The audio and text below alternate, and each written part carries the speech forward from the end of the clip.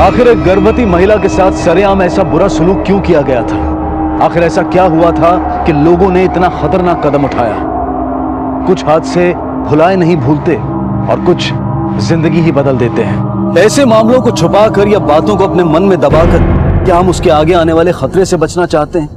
क्या कभी कभी यही निजी मामले इतने घातक हो सकते हैं कि वो किसी की मौत की वजह भी बन सकते हैं? आखिर इन बातों को छुपाने का मापदंड क्या होना चाहिए? हमारा आज का ये केस इसी सोच पर आधारित है।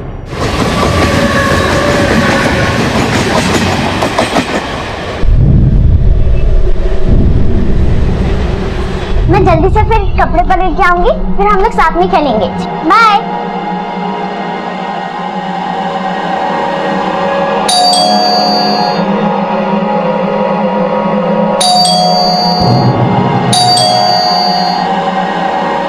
मम्मी, मम्मी दरवाजा खोलिए। मम्मी। मुस्कान, प्लीज दरवाजा खोलो।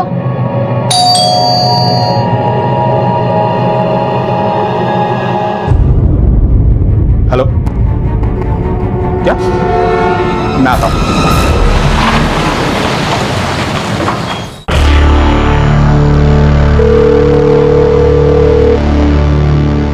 खुशी ऊपर आई और कहने लगी कि मम्मी दरवाजा नहीं खोल रही है। मम्मी दरवाजा खोलिए। तो मैं नीचे गई और मैंने भी कई बार बेल बजाया पर कोई रिस्पांस नहीं मिला। तो मुझे लगा कि दवाई लेके आराम कर रही होंगी, इसलिए पता नहीं चला होगा। नहीं, तबीयत ठीक है उसकी। वैसे मुस्कान भी दरवाजा खोल सकती थी।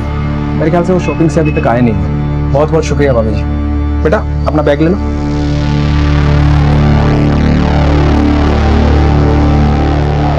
आंटी के यहाँ कुछ खाया आपने?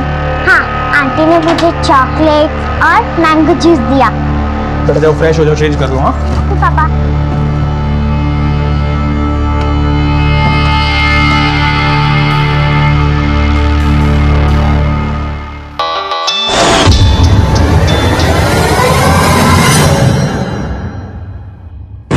मनीषा,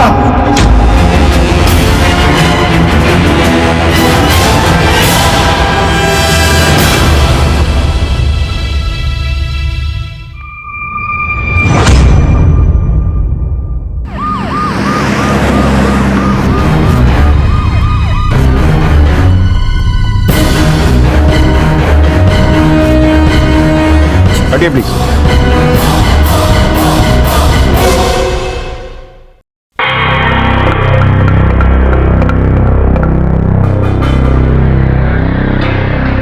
सर, तकिए पे मरने वाले के लिपस्टिक के निशान है। ये देखिए, दोनों एक जैसे हैं और हो सकता है इसी तकिए से दम घुट के मारा गया होगा। मरने वाले का नाम मनीषा भारद्वाज है सर। बॉडी को पोस्टमार्टम के लिए भेजो। Yes sir.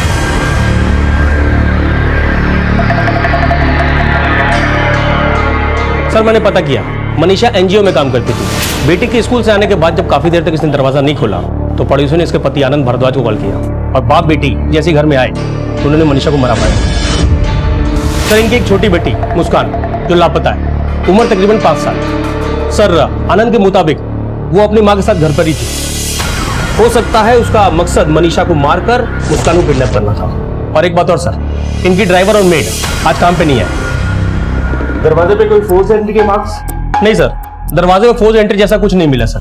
मे भी मनीषा हत्यारे को अच्छे से जानती थी, या हो सकता है मनीषा ने खुद हत्यारे के लिए दरवाजा खोला हो।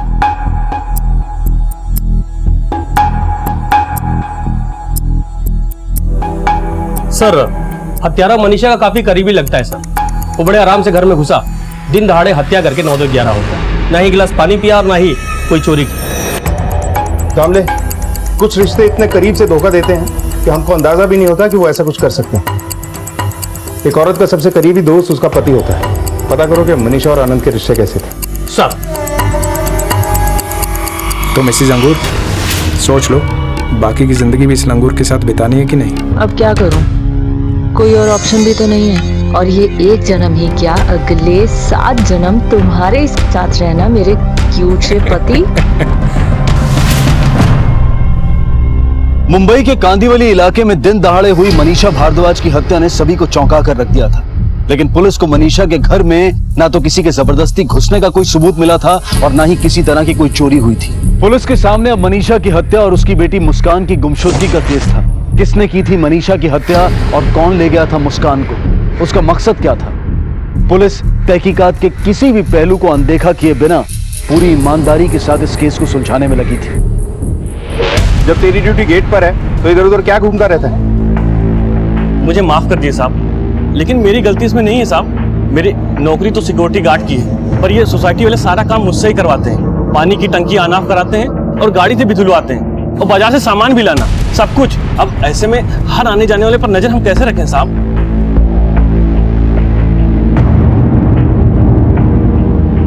ये सीसीटीवी कैमरा की फुटेज देखनी है हमको। सर, सीसीटीवी कैमरा के अपग्रेडेशन का काम चल रहा है, इसलिए वो भी बंद है। हर जगह का सेम प्रॉब्लम। आप लोग ध्यान क्यों नहीं रखते इन चीजों का? देखिए, हाथ से बोलकर और बताकर नहीं होते, पूरा ध्यान रखना चाहिए आपको। सर, सारी सोसाइटी की यही प्रॉब्लम है। सिक्योरिटी गार्ड तो रखते हैं, लेकिन सिक्योरिटी के अलावा सब काम करो। रामले, घर पे रेगुलर आने जाने वालों की लिस्ट तैयार करो और काम वाली बाई और ड्राइवर दोनों को अलग से बुलाओ। घर के बारे में ये लोग वो बातें बता सकते हैं जो कोई और नहीं जानता। यस और मुस्कान की फोटो सभी पुलिस स्टेशन में सर्कुलेट करवा दी। Yes sir. रामले, एक टीम तैयार करो, इस एरिया के सारे टैक्सी स्टैंड और बस स्टैंड पे सर्च करने के लिए कहो। हमें मुस्कान को हर हालत में ढूंढना ही होगा। देखते हैं कोई रैंसम कॉल आता है क्या। और हाँ, आनंद को पुलिस स्टेशन बुलाओ। सर।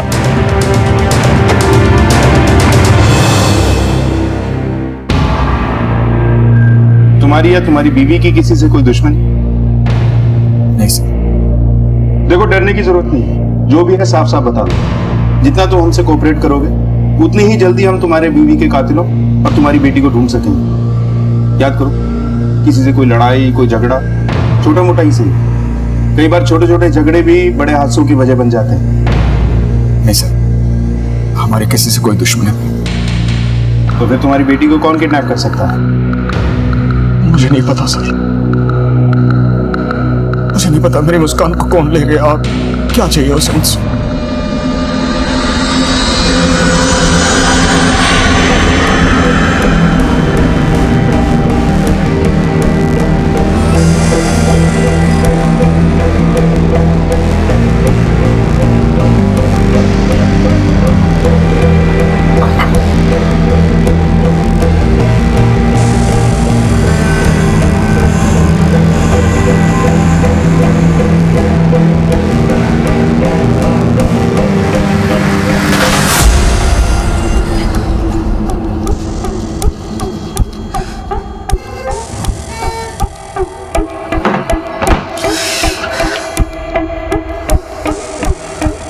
अब तुम इस कबाड़ से कभी बाहर नहीं आ पाओगे, कभी बाहर नहीं आ पाओगे।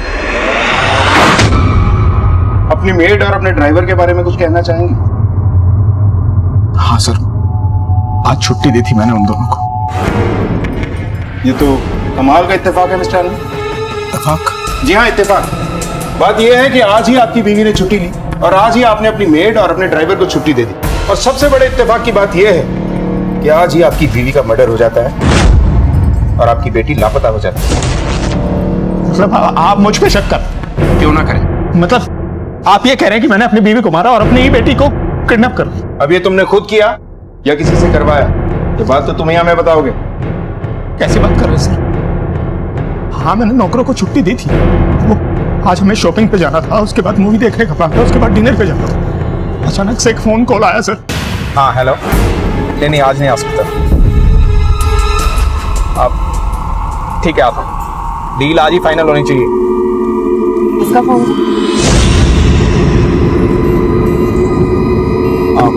सॉरी डार्लिंग, आज शॉपिंग अकेले करनी पड़ेगी, एक अर्जेंट काम आ गया। सुनो ना, मैं तुम्हें मॉल तक छोड़ देता हूँ, ड्राइवर को फोन कर देता हूँ, तुम्हें परेशानी नहीं होगी। डिनर पे मिलते हैं। जल्दी आ जाना। हाँ चलो चलो। मैं वहां होता तो ऐसा कुछ नहीं होता सर। आप मुझ पे शक करें। आप जाके मेरी सोसाइटी में पूछे कितना प्यार करता हूं मैं अपनी बीवी से।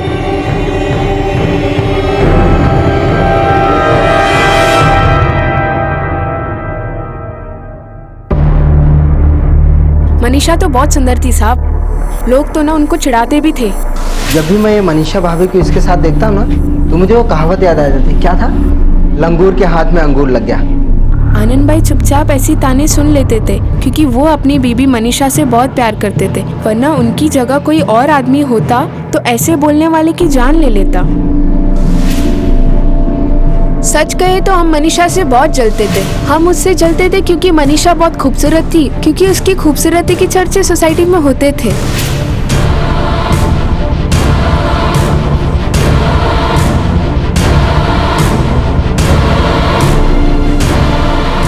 सर वो आउट ऑफ द वे जाकर भी लोगों की मदद करती थी। वो हमारी रेगुलर वॉलेंटियर थी। पता नहीं उसे किसी ने क्यों मारा। मिस्टर आनंद, हमें पता चला है कि आपकी बीवी के खूबसूरती के चर्चे पूरी सोसाइटी में थे।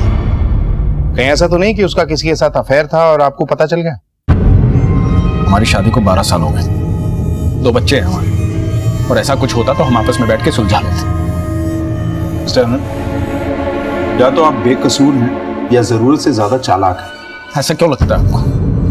आप मेरे बारे में पता लगाइए, और ये पूछताछ करने से बेहतर होगा कि आप मेरी बेटी को ढूंढिए। हमें कब क्या करना है ये अच्छे से जानते हैं। तुम तो सिर्फ ये बताओ कि जिस वक्त तुम्हारी बीवी का मर्डर हुआ उस वक्त तुम कहाँ थे? सर मैंने आपको बताया ना कि एक अर्जेंट कॉल आया था, मुझे वहां जाना पड़ गया था। जाओ।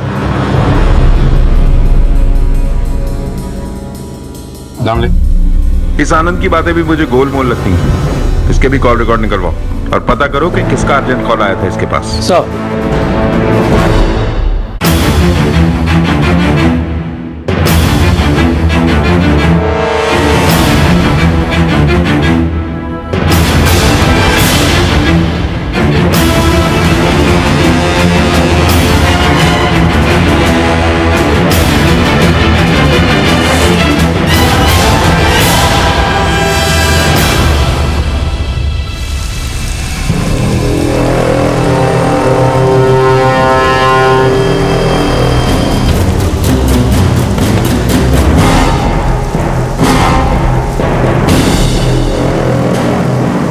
रीना माइकल तुम ही हो? वो सर मीच है। आनंद भारद्वाज क्या तुम ही काम करती हो? हाँ साहब, क्या हुआ? आप सब मेरे घर पे क्यों आए? हमारी मालकिन मनीषा भारद्वाज की हत्या हो गई। क्या क्या बोलता है साहब तुम्हें? सब मैम सब तो बहुत अच्छी औरत थी, सबकी मदद करती थी वो। किसने किया साहब उनके साथ ऐसा? मनीषा और आनंद की छोटी बेटी मुस्कान, वो भी गायब है। क्या बोल रहे हो साहब? कब हुआ ये सब? अंदर कौन है? मेरी बेटी है साहब। बुलाओ उसे बाहर। बुलाती हूँ। मुन्नी, बेटा मुन्नी इधर आ।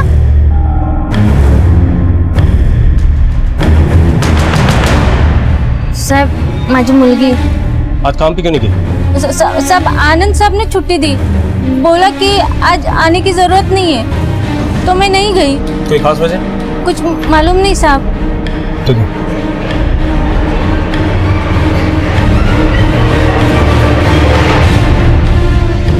मैडम शाम की जरूरत है।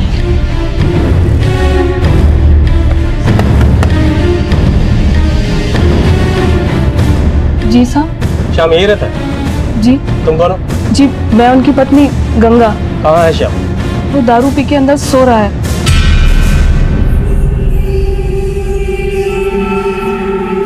उठो उठो, देखो कोई आया है। उठो।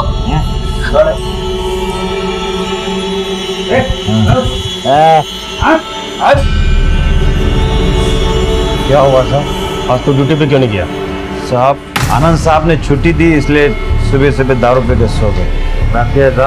तेरी मालकिन मनीषा भारद्वाज का खून हो गया है और उसकी बेटी मुस्कान गायब है। क्या बात कर रहे साहब? मेम साहब का खून हो गया? ऐसे कैसे हो गया साहब? ये बता, तेरे मालिक आनंद ने तुझे छुट्टी क्यों दी थी? कोई खास वजह? साहब उन्हें बताया नहीं और मैंने पूछा नहीं।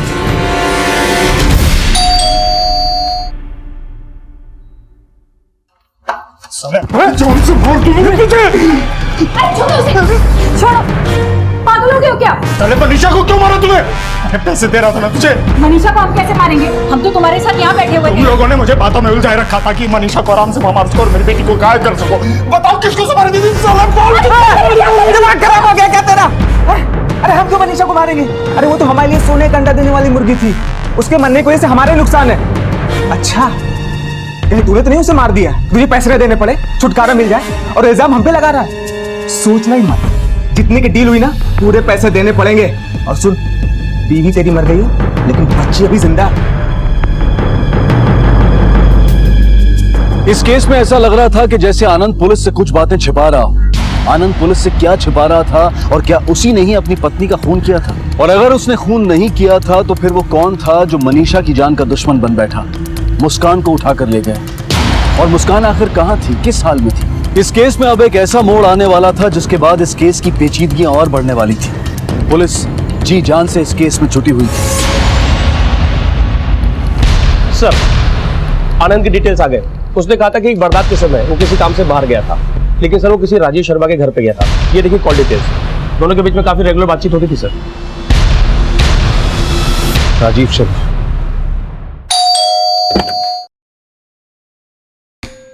नमस्ते दादी। नमस्ते। कैसे हैं आप? अच्छी। हनी,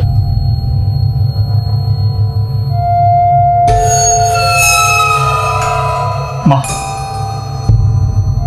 देख बेटा, इस घर में इसकी माँ मरी है। इस घर में और रहना ठीक नहीं है तुम्हारे लिए। माँ, मैं ये घर छोड़ के नहीं जाऊंगा। उसकी करतूतों की वजह से तुमने और बच्चों ने क्या क्या नहीं झेला है। हाँ देखो, वो इस दुनिया में नहीं है तो इसका मतलब ये नहीं है कि तुम कुछ भी कहो। मैंने तुमसे कभी कोई हेल्प नहीं मांगी, आज इतने दिनों बाद आई हो, खुशी का ख्याल रखो ताकि मैं मुस्कान को ढूंढूं। हाँ हाँ, मत मान मेरी बात, और परेशानियां झेलेगा ना तब पता चलेगा इसे।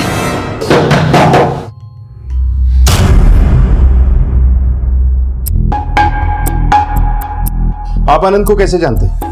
सर, आनंद हमारा पुराना पहचान वाला था। उस दिन हम लोग बिजनेस इन्वेस्टमेंट के बारे में बात कर रहे थे।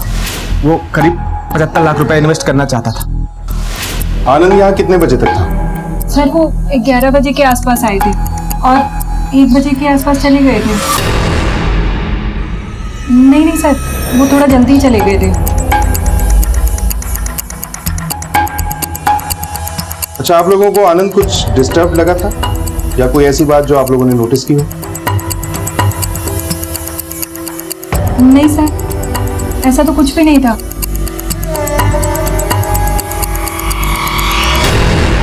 Thank you.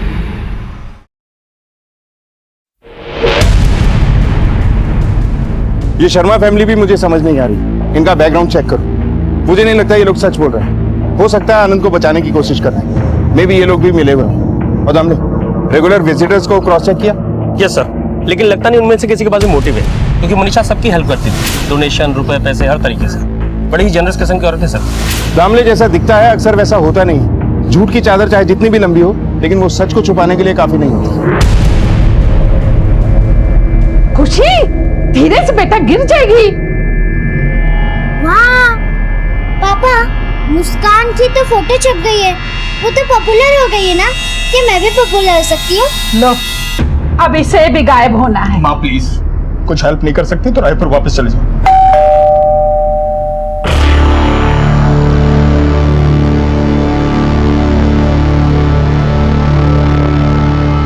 साहब, मैं अपने औरत को लेकर आया। घर के काम में आपकी मदद करेगी और खुशी बेटे की अच्छी तरह से देखभाल भी कर लेगी। हाँ साहब, मेम साहब ने हमारी बड़ी मदद की थी।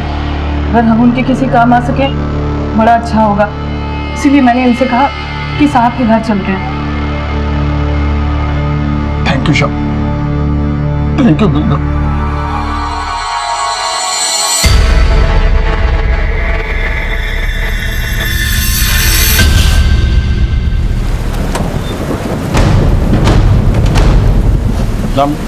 आखिर ऐसा कैसे हो सकता है कि इतनी बड़ी सोसाइटी में ना तो किसी ने हत्यारे को देखा और ना ही मुस्कान को? सर, हत्यारा मुस्कान को सोसाइटी के बाहर कैसे लेके गया होगा? दामले, ये भी हो सकता है कि वो हत्यारा मुस्कान को सोसाइटी से बाहर ले ही ना गया। सर, आपके कहने का मतलब है कि मुस्कान अभी भी सोसाइटी में ही है? May be. जिस तरह से बिना किसी फोर्स्ड एंट्री के हत्यारा घर में घुसा, उसने मनीषा का खून किया, इस बात से ये साबित हो चुका है कि हत्यारा कोई जान पहचान वाला या कोई करीबी आदमी हो सकता है। ये बिल्डिंग का ही कोई शख्स हो जो बड़े आराम से घर में घुसा, उसने मनीषा का खून किया और बच्ची को लेकर वहां से चला गया। सर, एक बात और, मनीषा बहुत खूबसूरत है और ये आनंद एवरेज लुकिंग। सर, हो सकता है सोसाइटी के किसी बंदे की मनीषा पर बुरी नजर हो और मनीषा को अकेला पाकर उस बंदे ने मनीषा पर अटेम्प्ट करने की कोशिश की। और मनीषा के मना करने के बाद उसने मनीषा को मार दिया। हो सकता है कि मुस्कान ने उसे ये सब करते हुए देख लिया होगा, इसलिए वो मुस्कान को साथ ही लेके चला गया। सर फिर तो मुस्कान की जान खतरे में हो सकती है। दामले, सोसाइटी के हर घर को सर्च करो और हाँ, इस मनीषा के कॉल डिटेल्स भी निकलवाओ। सर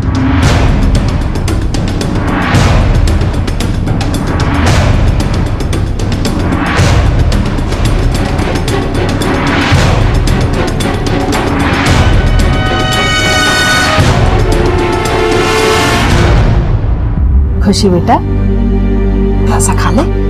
मुझे कुछ भी नहीं खाना। अच्छा एक काम कर, ये ले थोड़ा सा दूध पी ले। मुझे कुछ भी नहीं पीना, ना ही खाना। बाहर निकालो।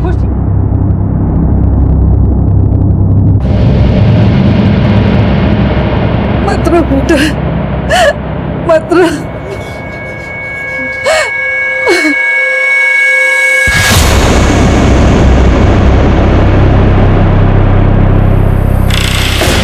सर बॉडी का हालत बहुत खराब है, पोस्टमार्टम के लिए भेजो।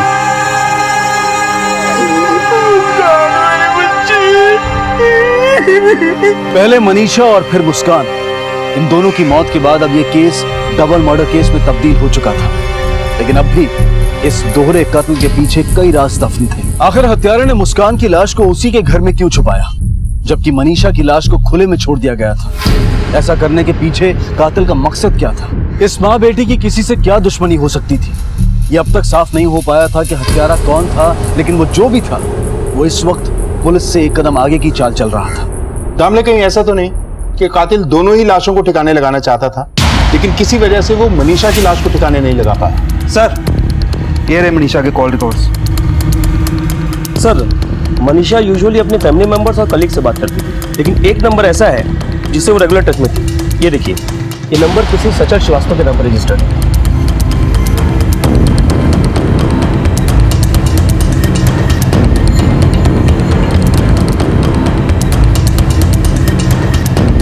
सर टेलीकॉम कंपनी से हमें सचल का यही एड्रेस मिला है।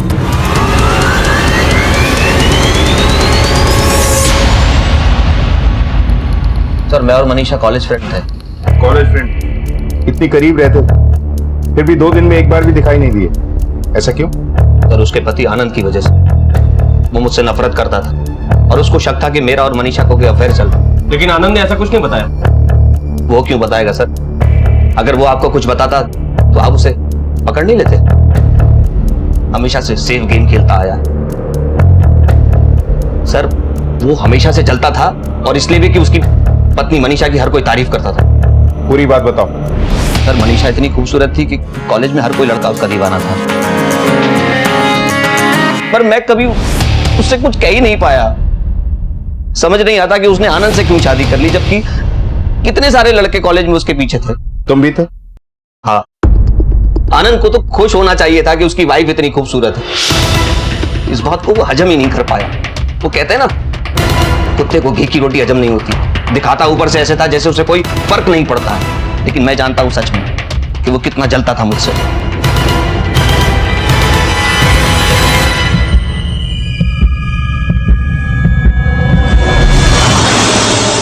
सर कोई भी कुछ भी कह देगा तो आप मान लोगे? सचल एकदम झूठ बोल रहा है। वो कॉलेज के दिनों से मनीषा के पीछे पड़ा था।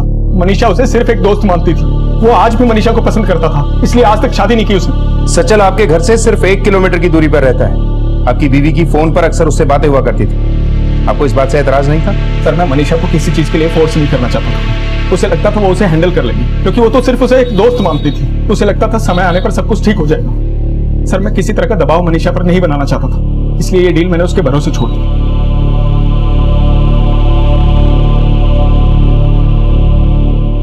सर आपको क्या लगता है कि आनंद सच बोल रहा है? मुझे डाउट है। सामने हो सकता है ये हमें घुमा रहा है। एक सेकंड सर। हेलो, सचल श्रीवास्तव का लोकेशन डिटेल आ गया है। एक सरप्राइजिंग बात सामने आई है। सचल का फोन लोकेशन मनीषा के खून के वक्त उसी एरिया का दिखाई दे रहा है। ठीक है सर, सचल के कॉल रिकॉर्ड के हिसाब से वारदात वाले दिन सचल की लोकेशन इसी एरिया में थी। तुरंत इसके घर का सर्च वारंट निकलवाओ, हमें इसके घर की तलाशी लेनी है।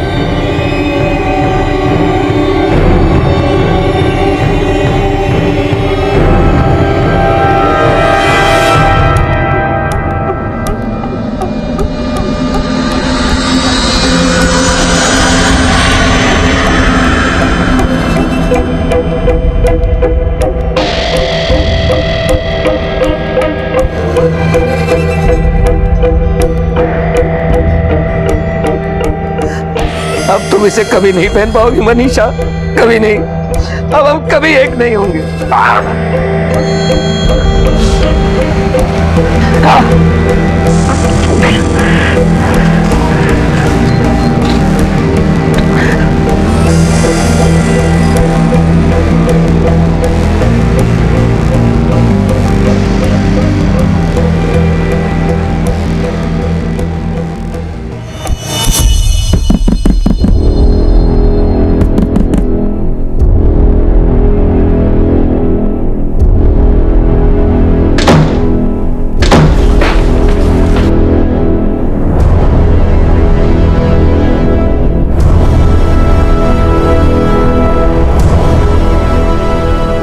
पूरे घर की तलाशी लो।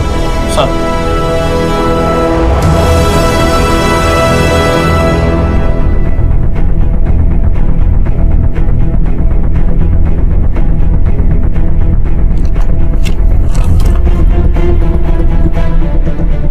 सर, ये देखिए सर।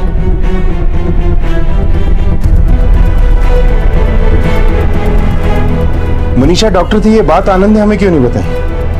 खैर, एनजीओ से पता कर लेते हैं। दामले, एम्बुलेंस को फोन करो और बॉडी को पोस्टमार्टम के लिए भिजवाओ। सर। सचल के घर से पुलिस को जो मनीषा की तस्वीरें मिली थी वो काफी चौंका देने वाली थी। मनीषा के पति आनंद ने कभी इस बात का जिक्र नहीं किया था कि उसकी पत्नी पेशे से डॉक्टर थी। पुलिस को अब यह समझ में आ चुका था कि इस केस की जड़ तक जाने के लिए उन्हें मनीषा और आनंद के अतीत में उतरना होगा। क्या मनीषा डॉक्टर थी? ये बात तो हमें कभी पता नहीं चली। सर, मैं और मनीषा काफी क्लोज थी, पर उसने मुझे भी कभी ये नहीं बताया। अच्छा, आप लोगों को मनीषा के बारे में कभी कुछ अजीब सा लगा? हाँ सर, कई बार वो बहुत ज्यादा डिप्रेशन में रहती थी। मैंने एक बार उससे बात करने की कोशिश भी की, पर उसने मुझसे डायरेक्टली कुछ नहीं कहा। मनीषा की बातें किस तरफ इशारा कर रही थी? सर, उसने साफ साफ तो कुछ नहीं कहा, बस इतना कहा कि तुम्हें नहीं पता दिल पर बोझ रखकर कैसे जीते हैं। सर, वो 9 साल पहले रायपुर से यहाँ आई थी और तभी से सबकी मदद कर रही थी, खासकर बच्चों की।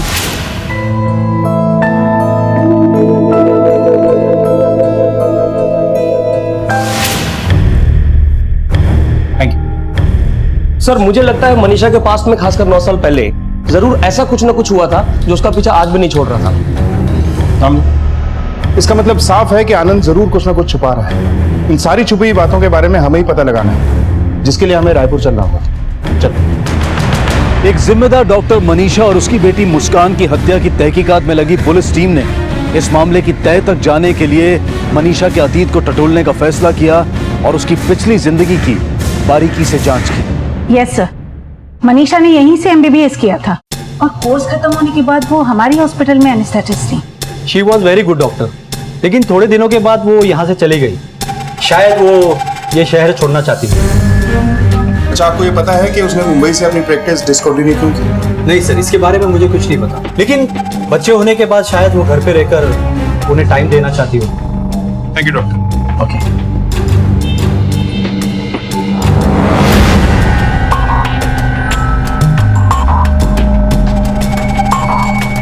Excuse me.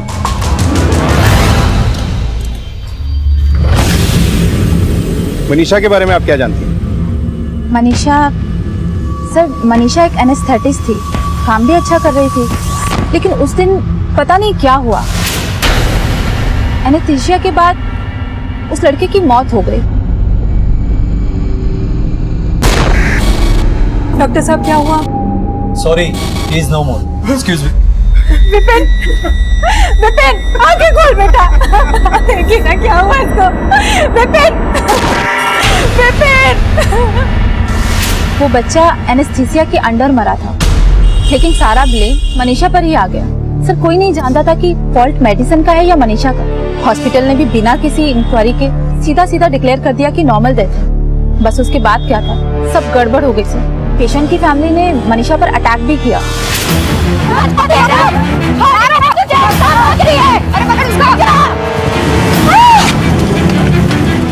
रुक रुक,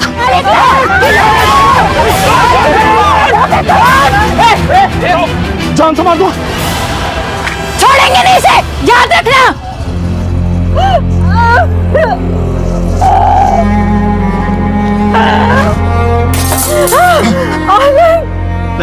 चिंता मत करो सर, सब ठीक हो जाएगा सर,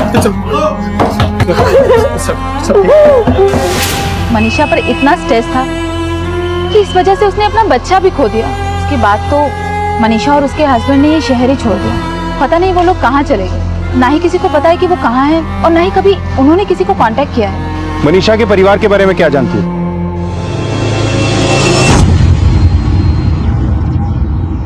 सर इसलिए रातों रात हम यहाँ शिफ्ट हो गए। मैंने अपना बिजनेस छोड़ दिया और मनीषा ने अपना डॉक्टरी का पेशा। हमने पुराने कांटेक्ट, फैमिली रिलेशनशिप सब तोड़ दिए ताकि कोई हमें लोकेट ना कर सके। मेरी माँ इस बात से बहुत परेशान थी, पर मैंने अपनी बीवी का साथ नहीं छोड़ा सर। मैं मनीषा का साथ छोड़ता तो वो लोग मार देते उसे। तो ये सब पहले क्यों नहीं बताया हमें? सर मैंने अपनी जिंदगी के 9 साल दिए अपनी फैमिली को बचाने के लिए। इस शहर में लोग मनीषा की बहुत इज्जत करते हैं। ये बात सामने आ जाती तो उसकी इज्जत खराब हो जाती। मेरे बच्चों को लोग क्रिमिनल का बच्चा बोलते। बस इस डर की वजह से मैंने उनकी बात मान ली। पर राजीव को जब ये पता लगा कि हम यहाँ रह रहे हैं तो उसने मुझे फोन किया। हाँ हेलो। अब ये क्या नाटक?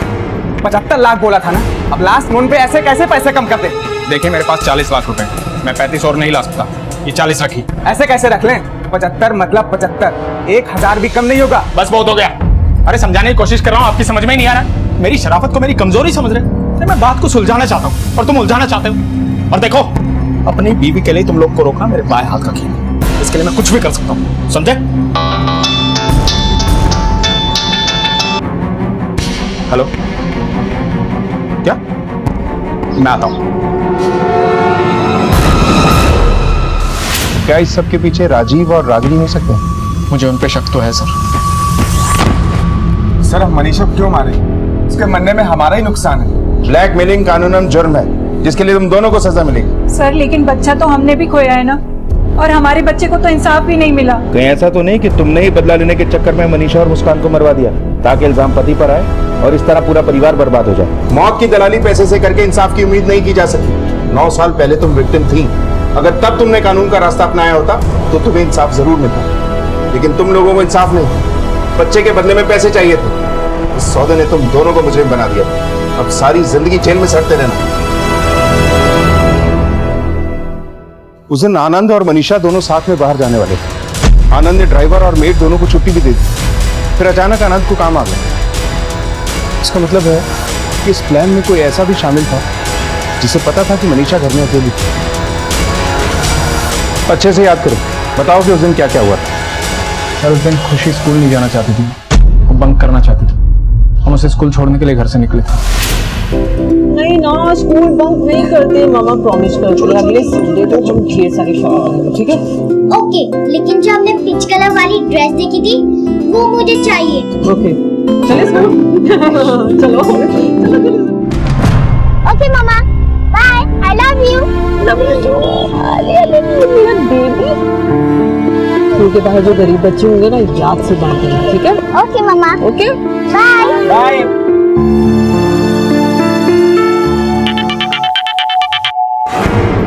हाँ हेलो सर, मैं राजीव और रागिनी के पास था तो मेरे पड़ोस से फोन आया कि मनीषा दरवाजा नहीं खोल रही है, तो मैं वहां से घर आ गया। आपका ड्राइवर जानता था कि मनीषा घर पे अकेली है? जी हाँ। आपको उस पर शक है? मैं ऐसा नहीं कह सकता। अच्छा, आजकल वो रेगुलर ड्यूटी पे आ रहा है? सर वैसे तो इतना सब होने के बाद मैंने उसे मना कर दिया था, लेकिन वो और उसकी बीवी मेरी माँ का हाथ बटाने के लिए आ जाते हैं।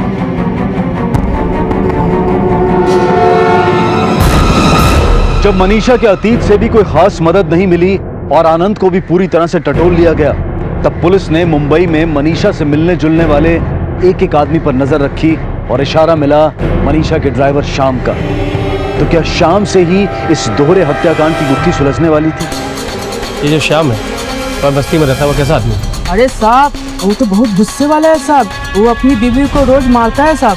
साहब रोज उसकी बीवी बाहर आके रोती है।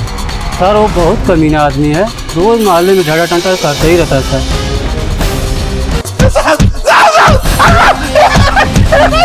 कुछ नहीं किया साहब, मैंने कुछ नहीं किया साहब। उस दिन दारू पी के घर पे सो रहा था साहब, मैंने कुछ नहीं किया साहब। सर वैसे सही बोल रहा है सर, मैं वारदात वाले दिन खुद इसे घर पे गया था, ये पी के पड़ा था। हो सकता है मर्डर करने के बाद इसने पीना शुरू किया। इसके भी कॉल रिकॉर्ड करवा। सर ड्राइवर शाम की फोन कॉल लोकेशन चेक की, लोकेशन उसे घर पे ही दिखा रहा। हो सकता है उसने फोन घर पे ही छोड़ दिया। सर मैंने वाइन शॉप पे भी पूछताछ की, वाइन शॉप वाले ने बताया कि सुबह 10 बजे श्याम वहां पर आया था। उसने वहां पर एक क्वार्टर पिया और एक हाफ लेकर घर गया। उसकी बीवी के मुताबिक उसने कुछ शराब अपने घर पे भी थी और जब हम वहां पहुंचे तो श्याम घर पे फंसे। चलो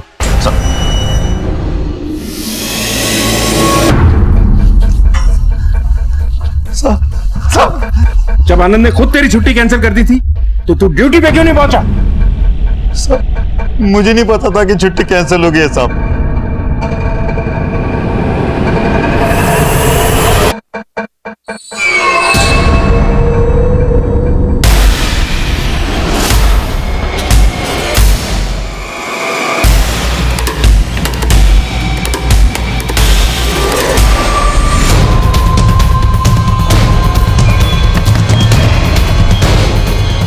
ले चलो इसे। साहब लेकिन मैंने किया क्या है? छोड़ो मुझे, मैंने किया क्या है साहब? मैंने किया क्या है? मुझे क्यों ले जा रहे? छोड़ो मुझे।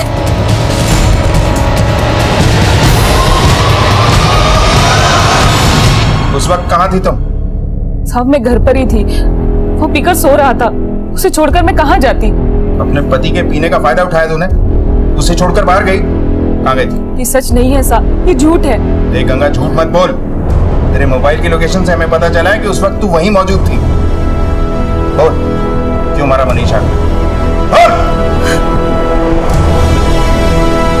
हाँ मैंने ही मारा है मेम साहब को। क्यों किया तुमने ऐसा? मैंने तो मेम साहब को सिर्फ मारा, सिर्फ एक जख्म दिया और मेरे पति ने मुझे ये देखिए साहब, ये देखिए मेरा पति मेम साहब की खूबसूरती के पीछे पागल था। मेम साहब अरे शाम तक ले आए cylinder, thank you very much. तुम बहुत किस्मत वाली हो गंगा, हर काम ना बड़ी लगन के साथ करता है ये, थैंक यू। अब शाम ये प्लीज तुम किचन में रखो। हाँ जी अब मैं रखवा। मेम साहब दूर तो थी लेकिन मेरी जिंदगी में दूर रहकर भी जहर घोल रही थी। उस दिन वो पी कर आया और उसने मुझे बहुत मारा। हाथों की मार तो मैं बर्दाश्त कर गई साहब, लेकिन जुबान की बर्दाश्त नहीं कर पाई।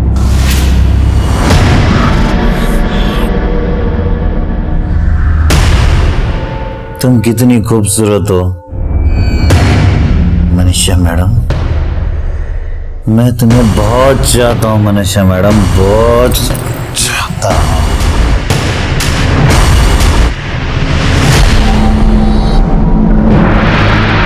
मैंने सोच लिया था मैं मेम साहब को मार दूंगी, रहेगा बास ना बजेगी बांसुरी।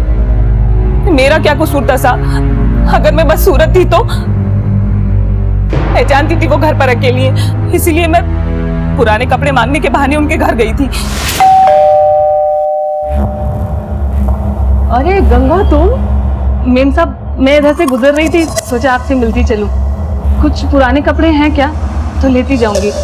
है ना, आओ अंदर तो आओ।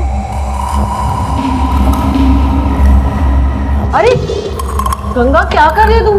उठो यहाँ बैठो।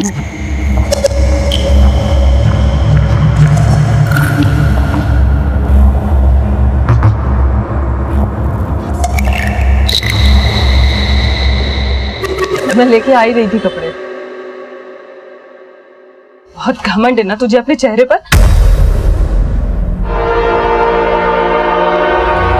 ये क्या बोल रही हो तुम? तेरा ये चेहरा बिगाड़ दूंगी मैं। मनीषा मैम को मारने के बाद मुझे उनकी बेटी मुस्कान को भी ना चाहते हुए मारना पड़ा, क्योंकि उसने मुझे उसकी माँ को मारते हुए देख लिया था। बच्ची की लाश को क्यों छुपाया तुमने? मैं दोनों की लाश छुपाना चाहती थी, लेकिन मेम साहब की पहले, ताकि वो सड़ जाए, गल जाए और बिल्कुल खूबसूरत ना लगे। मुस्कान की लाश को बेड में डाला और मेम साहब की लाश को जैसे ही डालने लगी मेरा फोन बज गया। मैं घबरा गई थी साहब, इसलिए वहां से भाग गई। दूसरे ही दिन मैं अपने पति के साथ काम में हाथ बटाने के बहाने आनंद साहब के घर आई, ताकि मुस्कान की लाश को ठिकाने लगा सकूं, पर ऐसा नहीं हो पाया। अपनी गलत सोच का जो नतीजा निकाला तुमने वो बेहद अफसोसनाक है। एक औरत होकर तुमने एक माँ की जान ली, उसकी बेगुनाह बच्ची को मारा दूसरी बच्ची को बेसहारा कर दिया। इस घिनौने अपराध के लिए मौत की सजा भी तेरे लिए बहुत कम है।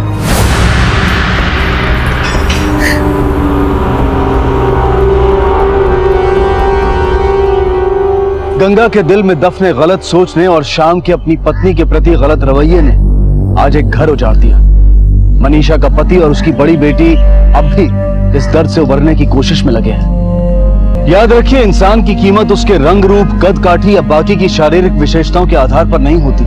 हम सब के अंदर के गुण हमें औरों से अलग और खूबसूरत बनाते हैं। बस हमारे पास उन्हें देखने का नजरिया होना चाहिए। देखते हैं हमारे आज के एपिसोड की दूसरी।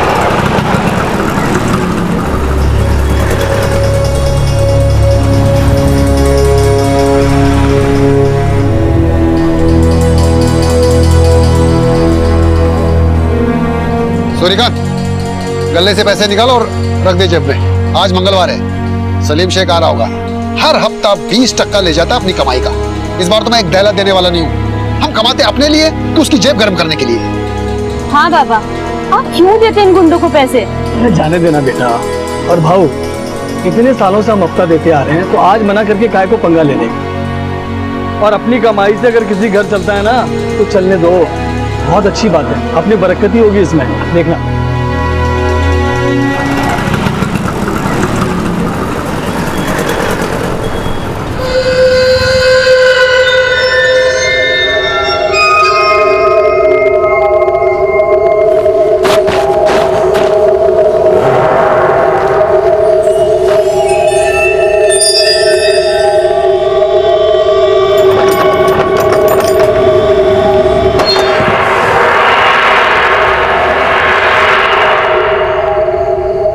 राम सिंह, चाबी लीजिए सर। सर थोड़ा ध्यान से चलाइएगा, पुरानी गाड़ी है, कहीं आपको कोई प्रॉब्लम हो गई तो। अरे घबराओ मत राम सिंह, आज ये तुम्हारी पुरानी बाइक ही मेरे काम आएगी। और सुन एक बात, कल गराज से मेरी गाड़ी घर पहुंचा देना, ठीक है? Okay sir, okay okay.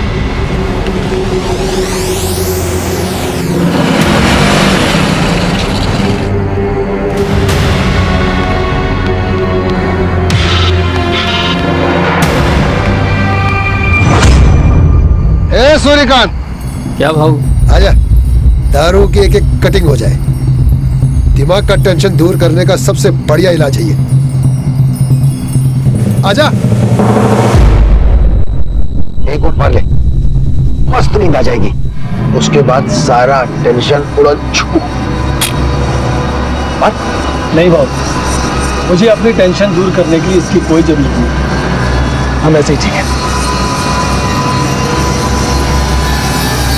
चलता हूँ भाऊ।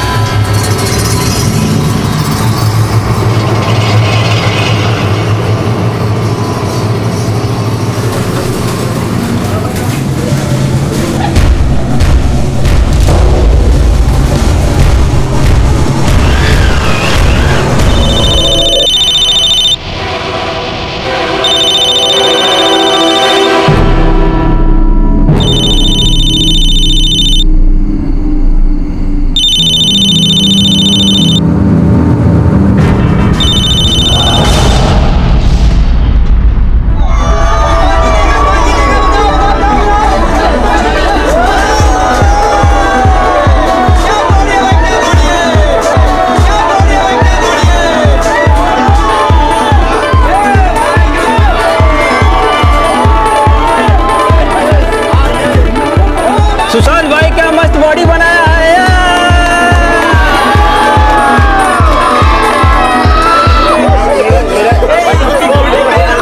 सुशांत, जल्दी चल, जल्दी चल, तेरे पापा का एक्सीडेंट हो गया है, जल्दी चल।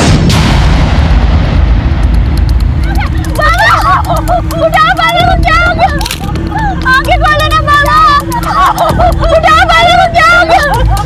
आगे खोलो ना बाबा। बाबा, बाबा,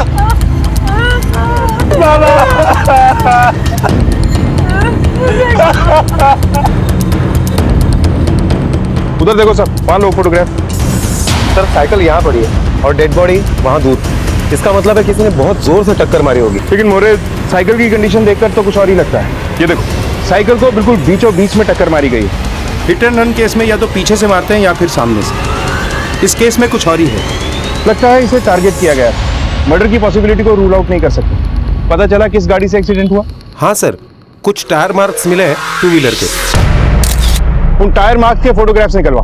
अगर ये मर्डर है तो जरूर किसी सूर्यकांत के जानने वाले का हाथ हो सकता है। सबसे पहले सूर्यकांत के रिश्तेदारों और उसके जानने वालों जिनके पास भी बाइक है उनके टायर्स के साथ इन फोटोग्राफ्स को मैच करके देखो। सर ये सड़क या सड़क के आसपास कोई भी सीसीटीवी कैमरा इंस्टॉल्ड नहीं है।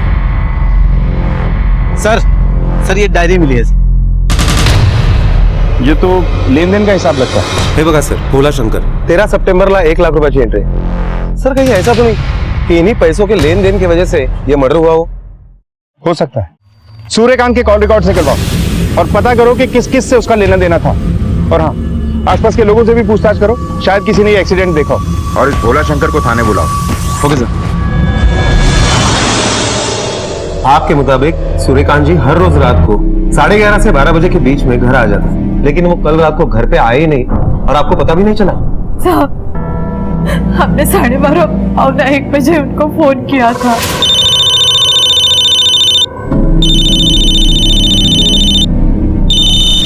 पर उन्होंने फोन नहीं उठाया। हमें लगा कि वो भोला भाई साहब के साथ कहीं होंगे। उनके इंतजार में मेरी आँख कब लगी पता ही नहीं चला। 14 सितंबर की रात को तुम कहाँ थी? सर उस रात मैं घर पे ही था। मैं जल्दी सो गया था क्योंकि अगले दिन मुझे बॉडी बिल्डिंग कंपटीशन के लिए जाना था और मैं सुबह 5:30 बजे घर से निकल गया था। तुम काम क्या करते हो?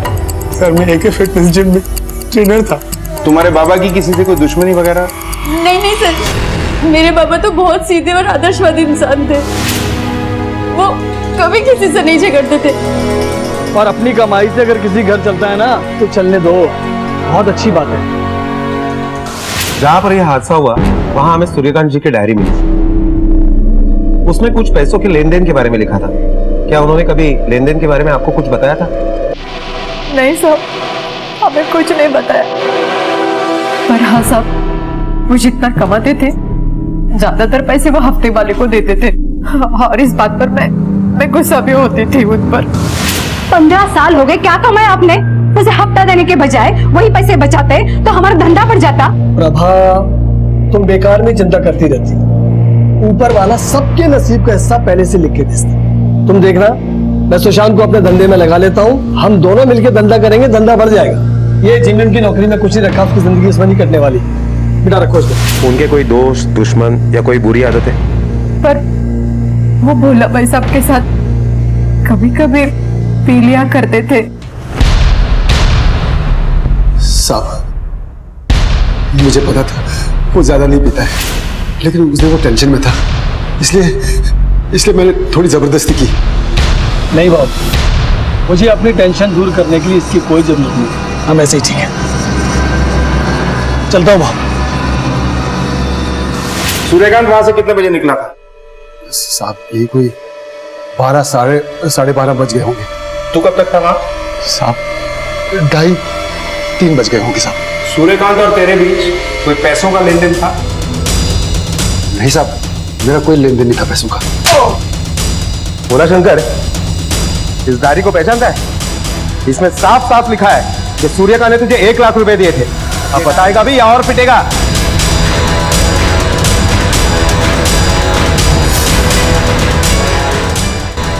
लालच में आकर गलती होगी साहब। ये सच है साहब, मैंने सूर्यकांत के साथ दुकान का सौदा किया था। बोला भाऊ, ये लो 1 लाख रुपए। पिछला 1 लाख और ये 1 लाख मिला के हो गए 2 लाख रुपए, और बाकी के 2 लाख में आपको धीरे धीरे किश्त में दूंगा। लेकिन अब चाय की दुकान मेरी। लेकिन अपना वादा याद है ना? ये पैसे जगह और ठेले के हुए। हाँ? बाकी मुनाफे में से रोज 10% देना पड़ेगा। अरे नकी भाऊ, डायरी में लिख लेता हूँ। 1 लाख भोला शंकर को दिए। आओ इस पर साइन करता हूँ। लो भाई, सूर्यकांत ने शायद ये बात घर में नहीं बताई थी, इसलिए मैंने सोचा कि अब वो हमने सोचा कि पैसों की बात बीच में ही दबा जाओ। कहीं पैसों के लालच में तूने ही तो नहीं मार दिया सूर्यकांत को? नहीं साहब। वैसे भी 2 लाख रुपए तो तू नहीं चुका था उससे। नहीं साहब, मैंने नहीं मारा साहब, वो मेरा दोस्त था साहब। ये बात सच है साहब कि मैंने सोचा कि मैं इन पैसों की बात दबा दूं, चाय का ठेला भी मेरे पास रह जाएगा और पैसे भी मेरे पास रह जाएंगे। अच्छा, सूर्यकांत तेरी ये चाय की टपरी खरीदना क्यों चाहता था? साहब वो अपने बेटे सुशांत के लिए। सुशांत तो जिम में ट्रेनर था, फिर वो तेरी चाय की टपरी पे क्या करता है? मुझे नहीं पता, ये उनका घर का मामला था। सवाल यह था कि कौन ऐसे साधारण शांति प्रिय और परिवार के एक जिम्मेदार मुखिया की हत्या करेगा और क्यों? क्या इस हत्या के पीछे उसके पड़ोसी दुकानदार भोला शंकर का हाथ था जो उसके पैसे दबाना चाहता था, या फिर कोई और? सूर्यकांत क्यों अपने नौकरी पेशा बच्चों के भविष्य को लेकर चिंतित था? क्या चल रहा था उसके मन में? पुलिस पूरी तरह से तहकीकात में जुट गई।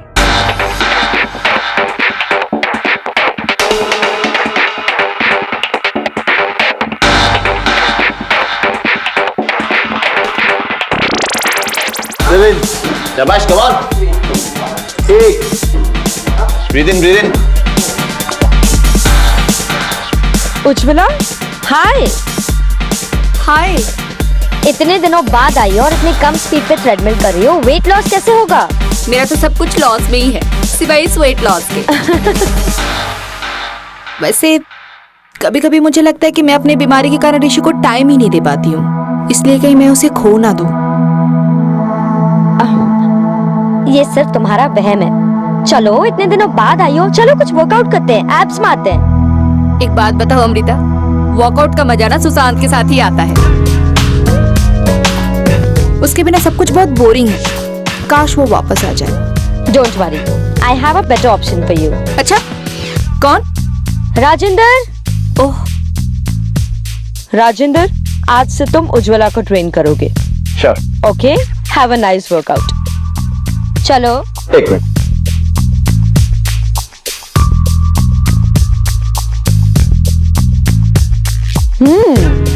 नाइस।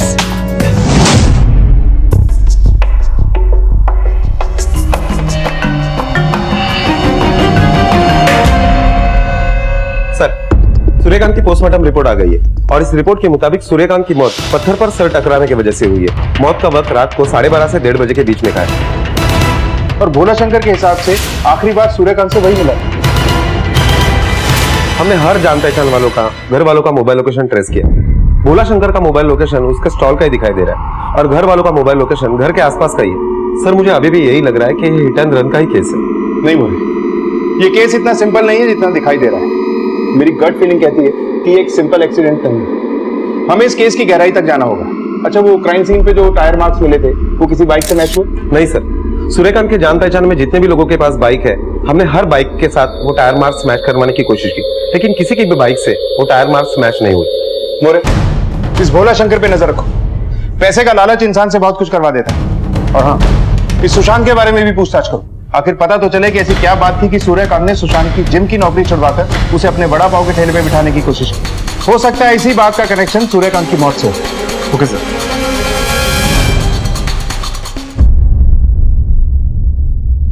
अंशु बेटा, मेरे बाद तू भी ये काम हमेशा करती रह।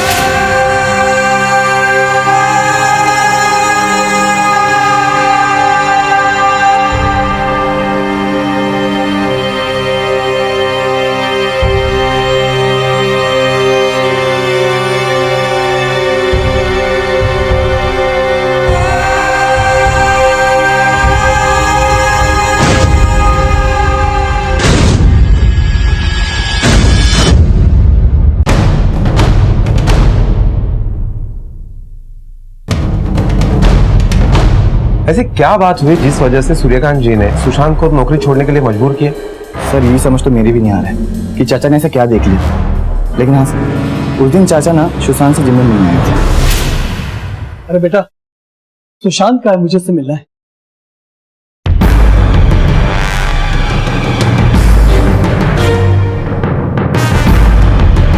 सुशांत!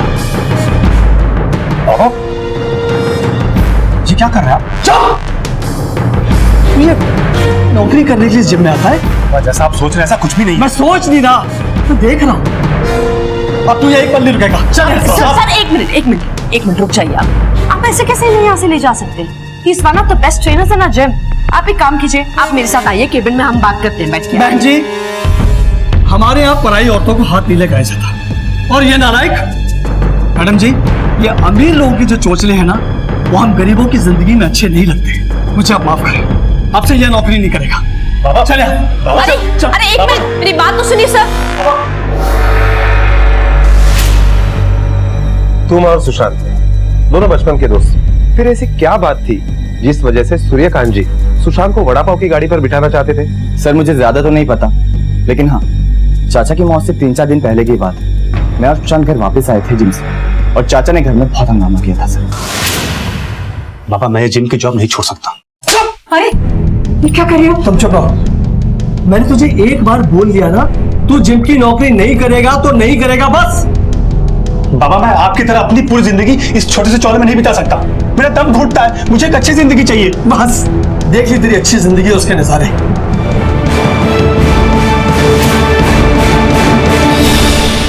एक सिद्धांतवादी बाप ने जब अपने बेटे को नए जमाने के अजीबोगरीब रंग ढंग में रंगे हुए देखा तो वो आग बबूला हो गया। कहते हैं कि पिता के लिए सबसे बड़ी दौलत उसकी औलाद होती है, लेकिन यहां तो सुशांत शहर की चकाचौंध में गुम हो चुका था। तो ऐसे में सूर्यकांत ये सब कैसे बर्दाश्त करता? कहीं यही तो वो पहली घटना नहीं थी जिसका अंजाम सूर्यकांत की मौत थी? सूर्यकांत की अच्छाई तो जग जाहिर थी, तो क्या सूर्यकांत अपनों के फरेब का शिकार हुआ था? पुलिस को उसके कत्ल में किसी बड़ी और सोची समझी साजिश की बू आ रही थी। मैं क्या कह रहा था, अर्चना तो अभी बच्ची है, उसे क्यों वड़ा पाव के धंधे में डाल रही हो? मेरी मानो तो अपनी दुकान मुझे भाड़े पे दे दो। आप लोग क्यों परेशान हो रहे हो? सुशांत 1-2 दिन में आ जाए तो बात कर लीजिए।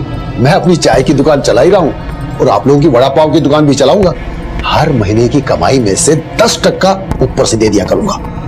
भाई साहब 10%? अच्छा चलो 20% रख लो। ठीक है भाई साहब, एक बार सुशांत को आने दो, मैं उसके बाद आपको बताती हूँ। ठीक है। अपने बाप की अस्थियां गंगा में तो बहाया, अब ये बता कि मारा क्यों था उसको? सर मैंने अपने बाबा को नहीं मारा है सर, फिर मैं तो उनको बहुत प्यार करता था और उनकी जिद के आगे मैंने अपने जिम की नौकरी तक भी छोड़ दी थी। यही तो कम था तेरा। तेरे बाप की जिद ने तेरे ऐशो आराम और ऊंचे सपनों को तोड़ दिया था, इसलिए तूने उसे ही रास्ते से हटा दिया। सर मैं मानता हूँ कि मेरे और बाबा के विचार नहीं मिलते थे, लेकिन उनका खून नहीं कर सकता सर। सर, अर्चना के बारे में एक बात पता चली है। क्या? अर्चना 1 महीने पहले एक गिफ्ट शॉप में काम करती थी, लेकिन उसके बाप सूर्यकांत ने उसे वो नौकरी छोड़ने पर मजबूर किया। अब सूर्यकांत के मरने के बाद अर्चना उसका वड़ा पाव का ठेला संभाल रही है। लेकिन अर्चना ने ये बात हमसे छुपाई क्यों? आखिर सूर्यकांत अपने दोनों बच्चों की नौकरी छुड़ाने के पीछे क्यों पड़ा हुआ था? और एक बात है सर, सूर्यकांत का बेटा सुशांत, उसने AK जिम फिर से ज्वाइन कर ली है। बोले आखिर ये माजरा क्या है? बाप को मरे अभी वक्त ही कितना हुआ है? ये भाई बहन क्या खिचड़ी पका रहे हैं? सर कहीं ऐसा तो नहीं कि अपने बाप के पाबंदियों से तंग आकर इन दोनों भाई बहनों ने उसका खून करवाया? हो सकता है। मोरे एक काम करो, इन दोनों भाई बहन की हिस्ट्री निकलवाओ और पता करो कि अर्चना की नौकरी छुड़वाने का कारण क्या था, और अर्चना को पूछताछ के लिए यहाँ बुलाओ। Okay sir.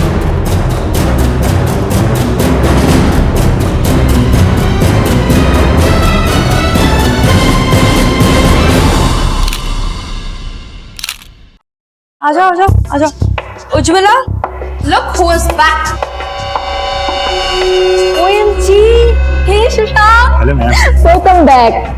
कहाँ थे इतने दिन? पता है तुम जिम नहीं आते थे ना, मुझे वर्कआउट करना बिल्कुल नहीं अच्छा लगता था। चलो अभी वर्कआउट करते और मुझे तुमसे बहुत सारी बातें करनी। चलो।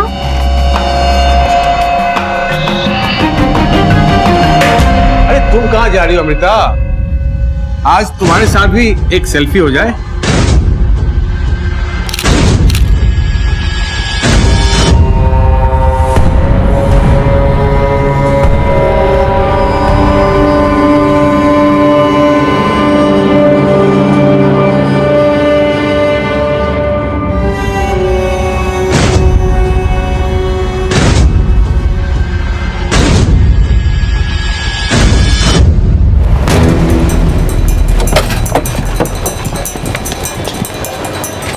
इस लड़की को जानते हो? जी सर, अर्चना नाम है इसका। बहुत अच्छी लड़की है साहब, कस्टमर को बहुत अच्छे से डील करती थी।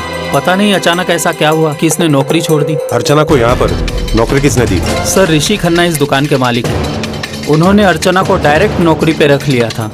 अच्छा, अर्चना और ऋषि खन्ना, इन दोनों का आपस में रिश्ता कैसे था? सर इस बारे में ज्यादा तो नहीं जानता, पर एक बात जानता हूँ कि ऋषि जी अक्सर इसे रात में घर छोड़ने जाया करते थे।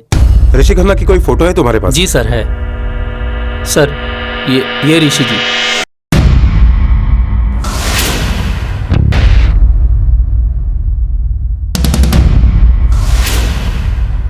ये किसकी फोटो है? सर ये उनकी वाइफ है, उज्ज्वला जी।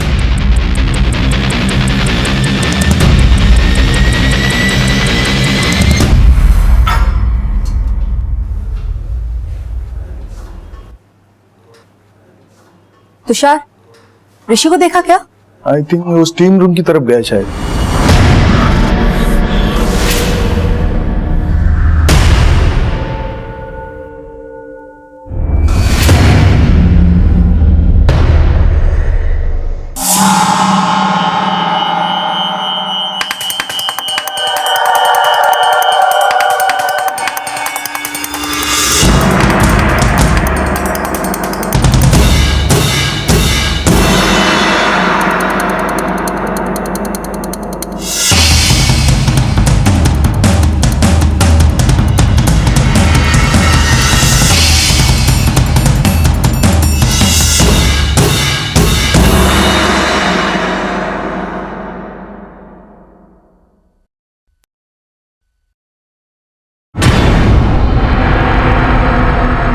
तुमने ये बात हमसे क्यों छुपाई कि तुम्हारे बाबा ने तुम्हारी नौकरी छुड़वा दी थी? मैंने कुछ पूछा है, जवाब दो। वो सर बदनामी के डर से मैंने नहीं बताया। कैसी बदनामी? सर बाबा को गलतफहमी हो गई थी।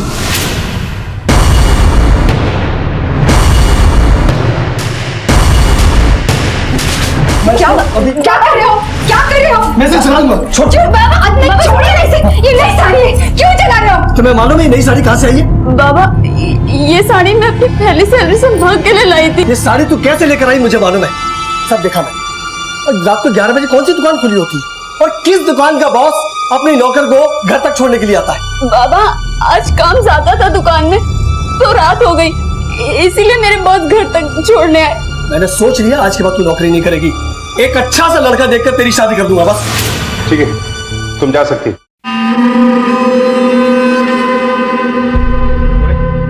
हो सकता है अर्चना के भोलेपन के नकाब के पीछे कोई भयानक चेहरा छुपा हुआ हो सकता है सर, और ये भी हो सकता है कि वाकई में ऋषि का अर्चना के ऊपर दिल आया हो, लेकिन सूर्यकांत की वजह से इन दोनों की लव स्टोरी का एंड होने वाला होगा। लेकिन ऋषि तो शादीशुदा है। मोरे, ये जरूरी नहीं है कि हम जहां ढूंढ रहे हैं सबूत हमें वहीं मिले। ऋषि के कॉल रिकॉर्ड निकलवाओ। हो सकता है भोला सुशांत और अर्चना की तरह इसने भी बहती गंगा में हाथ धोने की कोशिश की। अब देखना यह है कि कौन किसे इस्तेमाल कर रहा है और किसने सूर्यकांत को मारा है। सर ऋषि के कॉल रिकॉर्ड्स आ गए और ऋषि के कॉल रिकॉर्ड के मुताबिक उसके मोबाइल में अर्चना के नंबर के अलावा सुशांत का नंबर भी है और उन दोनों में काफी सारे बातें हुआ करती थी। ऋषि और सुशांत, ये दोनों एक दूसरे को इतनी अच्छी तरह से कैसे जानते हैं? कहीं ऐसा तो नहीं कि ऋषि ने सुशांत के साथ मिलकर सूर्यकांत को रास्ते से हटा दिया? आखिर एक ने मोहब्बत खोई थी और दूसरे ने सपने। अब तू यही पल रुकेगा बाबा, चले। लेकिन सर उसके कॉल रिकॉर्ड के मुताबिक जिस वक्त सूर्यकांत का कत्ल हुआ उस वक्त वो अपने घर पर ही था। मोरे, खून किसी और से भी करवाया जा सकता है, जैसे भोला शंकर। उसे भी तो बड़ी दुकान और पैसों की जरूरत थी। ये भोला शंकर पे क्या अपडेट है? सर खबरों के मुताबिक भोला शंकर बिल्कुल क्लीन।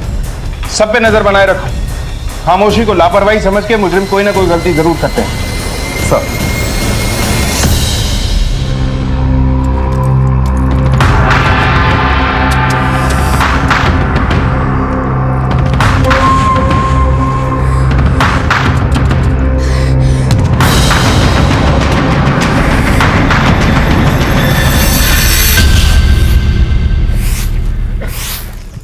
अरे ये गाड़ी कहाँ लगा दिया? ओ गाड़ी हटाओ! अरे गाड़ी हटाओ! ओ मैडम गाड़ी हटाओ! ओ मैडम! मैडम! ओ मैडम!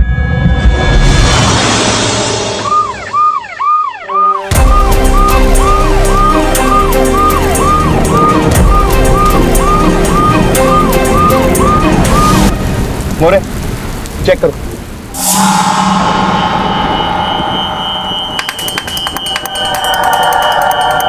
सर ये डेड बॉडी उज्ज्वला खन्ना की है, ऋषि खन्ना की वाइफ। खन्ना गिफ्ट गैलरी का मालिक और अर्चना का पुराना बॉस। और ये देखिए सर, गले पर जो निशान है और बॉडी पर ये स्टोल, उसे तो यही लग रहा है कि कातिल ने इसी स्टोल से गला घोंट कर ये खून किया होगा। सर कातिल बहुत शातिर है, उसने ना ही कोई निशान छोड़ा है और ना ही कोई सबूत। मुजरिम कितना भी शातिर क्यों ना हो, कोई ना कोई सबूत जरूर छोड़ देता है। मोरे, इस कार में सारा सामान और सिर्फ मोबाइल गायब है। आसपास के एरिया के राडार में चेक कराओ, उस मोबाइल की लोकेशन ट्रेस करो। मोबाइल का मिलना बहुत जरूरी है। सर गाड़ी की डिग्गी में से पिल्स मिली है। सर ये तो डिप्रेशन की गोली है। इसका मतलब है कि उज्ज्वला किसी बीमारी का शिकार थी।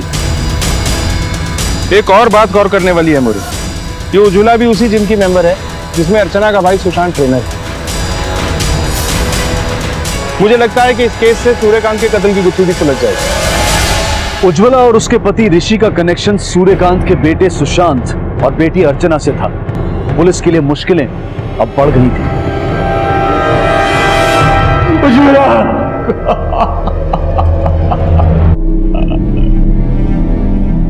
आपने अपनी पत्नी को आखिरी बार कब देखा था? सर आज सुबह तकरीबन 11-11:30 बजे घर पर। आपकी पत्नी 11 बजे से लापता है और आपने उसे ढूंढने की कोशिश नहीं की? सर दरअसल आज हमारा थोड़ा झगड़ा हो गया था। मुझे लगा अभी नाराज होगी, घर वापस आ जाएगी शाम तक। जब शाम तक घर वापस नहीं आई तो मैंने उसे फोन लगाया, बार बार फोन लगाया सर, उसका फोन स्विच ऑफ हो गया। झगड़ा किस बात को लेके हुआ था? थोड़ा छोटा सा पर्सनल मैटर था। ऐसा क्या पर्सनल था कि आपकी बीवी का कत्ल हो गया? सर दरअसल वो काफी समय से डिप्रेशन की मरीज थी, इसलिए ज्यादातर हम आपस में वक्त नहीं बिता पाते थे। मैं अपनी तबीयत के कारण तुम्हें बिल्कुल भी टाइम नहीं दे पाती, क्योंकि मेडिकेशन की वजह से वो काफी समय सुस्त और सोई रहती थी। फिर भी उसे फैमिली बढ़ाने की इच्छा रहती थी। इसी बात को लेकर हम दोनों में बहस हो गई। तो मिस्टर ऋषि ये बताइए कि अर्चना को कैसे जानते हैं आप? उससे क्या रिश्ता था आपका? जी वो 1 महीने के लिए मेरे दुकान में काम करने आई थी, इसके अलावा मेरा उससे कोई रिश्ता नहीं। और सुशांत से? सर वो मेरा और उज्ज्वला का पर्सनल ट्रेनर है जिम में। सर सुशांत के कहने पर मैंने उसकी बहन अर्चना को अपनी दुकान में नौकरी दी थी। सर मेरी एक छोटी बहन है अर्चना, ये उसकी तस्वीर है। सर इसने अभी अभी 12वीं का एग्जाम दिया है, तो मैं चाह रहा था कि ये कॉलेज के साथ साथ अगर पार्ट टाइम जॉब भी कर लेती तो आपके शॉप में इसको काम मिल सकता है क्या? वैसे आप अपने हर एम्प्लॉय को रात को घर पे ड्रॉप करते हैं या ये स्पेशल ट्रीटमेंट सिर्फ अर्चना के लिए था? कहीं ऐसा तो नहीं है कि उज्ज्वला को इस बात पे ऑब्जेक्शन था और आपने उसे मारकर अपना रास्ता साफ कर लिया? नहीं नहीं सर, ऐसा कुछ नहीं था मेरे और अर्चना के बीच। और मैंने अपने पुत्र उज्ज्वला को नहीं मारा सर। ठीक है, आप जा सकते हैं।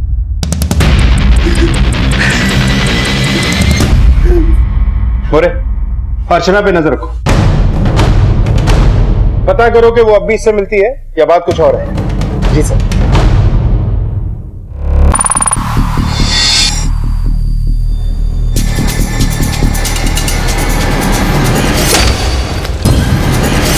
भैया ये आपकी चाय।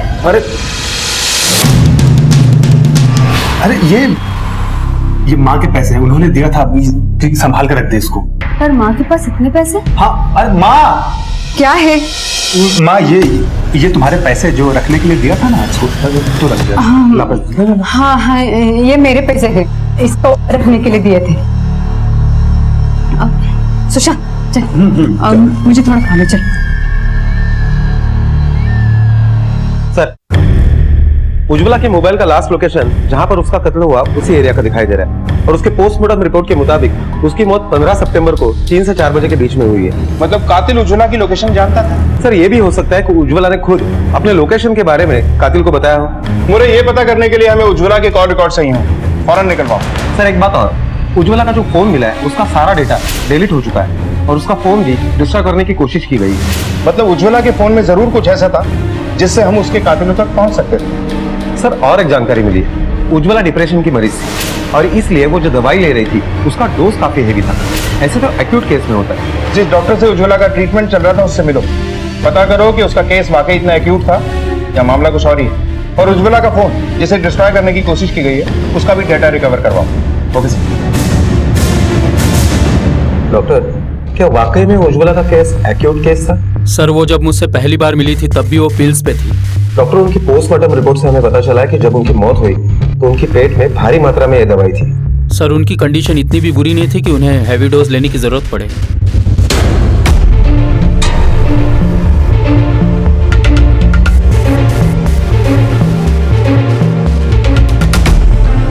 सर उज्ज्वला मर्डर केस में सीधा शक तो ऋषि के ऊपर ही जा रहा है, क्योंकि अगर डॉक्टर ने उज्ज्वला को इतनी हेवी डोसेस नहीं दी है तो कहीं ये ऋषि हमसे गेम तो नहीं खेल रहा।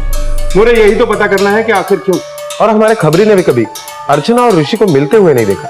एक बात तुमने नोटिस की, एक कड़ी है जो सुशांत, ऋषि, उज्ज्वला, वो है एक ही जिम। इस जिम का सीसीटीवी फुटेज चेक करते हैं और यहाँ के स्टाफ से इन सब के बारे में पूछताछ करते हैं। कोई ना कोई सुराग जरूर मिलेगा।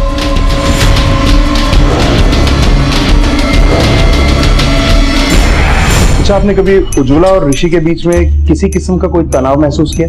नहीं सर, इनफैक्ट ऋषि तो उज्ज्वला का बहुत ख्याल रखता था। वैसे कई बार मैं भी उनको ट्रेन करता था, हालांकि सुशांत उन दोनों का पर्सनल ट्रेनर था। तो आप आखिरी बार उज्ज्वला से कब मिली थी? यही कुछ 4-5 दिन पहले। आप यहाँ का सीसीटीवी का फुटेज चाहिए हमें 15 सितंबर से लेके अब तक। जी सर, जरूर।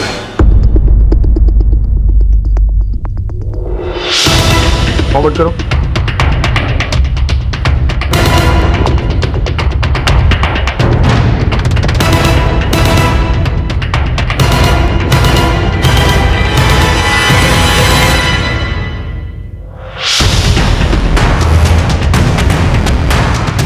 उज्ज्वला रोते हुए जिम से निकली और ऋषि उसके पीछे गया। माजरा क्या है? सर मैंने उज्ज्वला के सोशल अकाउंट के डिटेल्स भी निकलवाए, ये देखिए। तो उज्ज्वला और सुशांत के इस तरह के फोटो। सुशांत को पुलिस स्टेशन बुलाओ। दोनों के कॉल रिकॉर्ड से करवाओ। Okay sir.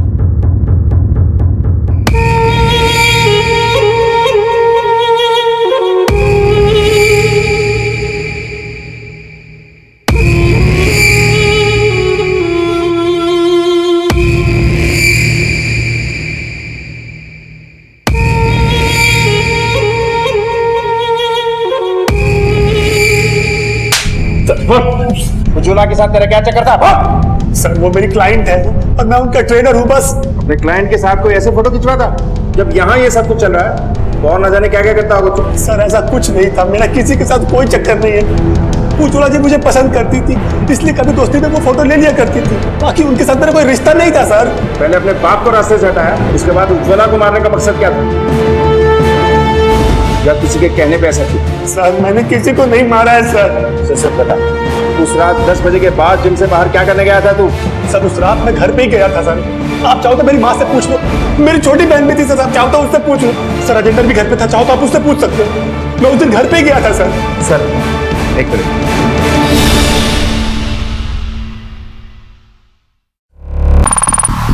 ऋषि पे नजर रखो। Okay sir. देखिए मैडम, आपके कॉल रिकॉर्ड के हिसाब से 15 सितंबर के दिन शाम के 3 से 4 बजे के बीच में उज्ज्वला के नंबर से 12 मिस कॉल थी और 2 टेक्स्ट मैसेजेस। ये देखिए, किसके साथ अफेयर की बात कर रही है?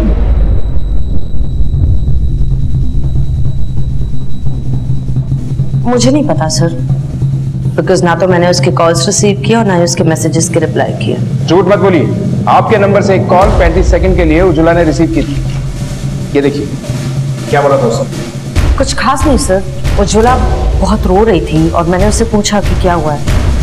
उसने मुझे कुछ बोला नहीं और फोन रख दिया बस। और आपने उसे परेशान देखकर भी कॉल बैक नहीं किया? सर देखिए, ऋषि और उज्ज्वला मेरे क्लाइंट्स हैं।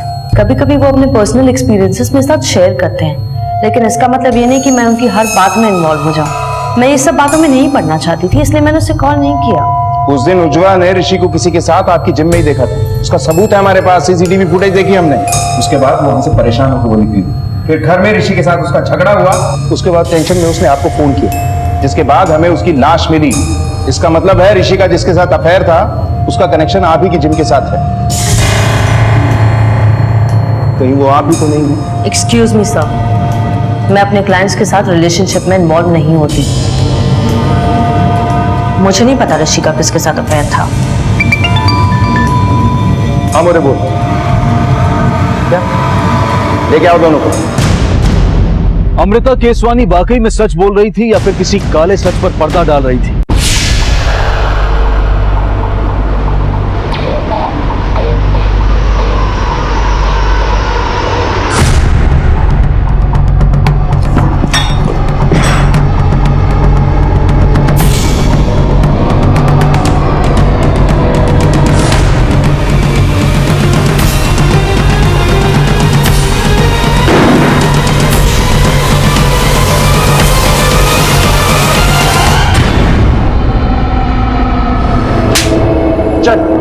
शुरू हो जा, नहीं तो और मारूंगा। मैं सब कुछ सच बताता हूँ सर, प्लीज मुझे मत मारिए प्लीज। उज्ज्वला से शादी मेरी मजबूरी थी सर, जिसके बारे में उसके क्या मेरे माता पिता को भी नहीं पता था सर जी को ना मैं अपनी मर्जी से ही बना था। हाँ सुशांत, क्या सोचा फिर? अरे इतने नखरे क्यों कर रहा है यार? देख, बड़े लोगों में रहेगा ना तो बड़ा पैसा कमाए। मुझे 2000 की टी शर्ट, 4000 की पैंट, महीने के 3 से 4 लाख रुपए कमाएगा। 3 से 4 लाख। अब तुझे डिसाइड करना है, तो अपने बाप की तरह 4 पहिए का ठेला चलाएगा या अपनी 4 पहिए की खुद की कार। मेरे होमोसेक्सुअल की बात तभी रहे, इसलिए मैंने शुरू से उज्ज्वला को एंटी डिप्रेशन की दवाई देना शुरू कर दिया, ताकि उसे लगे कि उसकी बीमारी के कारण हमारे बीच संबंध नहीं बन पा रहे। सर, वो 15 सितंबर को उज्ज्वला मैम ने मुझे और ऋषि सर को स्टीम रूम में देख लिया था। जब मैं उसके पीछे घर पहुंचा तो मैंने उज्ज्वला को मनाने की बहुत कोशिश की सर। मैं बहुत घबरा गया था सर। और इसी घबराहट में तूने उज्ज्वला को मार दिया? मैंने उज्ज्वला को नहीं मारा सर। बता, तूने उज्ज्वला को क्यों मारा? नहीं सर, मैंने उज्ज्वला मैम को नहीं मारा, मैंने यकीन की थी। तो फिर किसने मारा? घबराहट में मैंने एक फोन किया सर। किसको फोन किया? सुशांत को?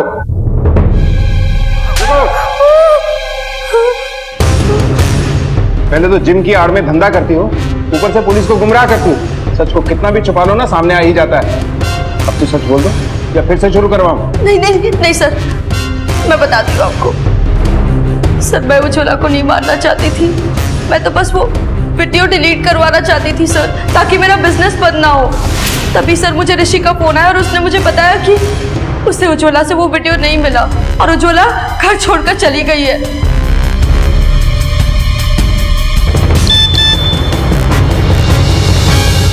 ऋषि के अफेयर के बारे में बातचीत करनी है। मेरे पास प्रूफ है, एक्सपोज करूंगी।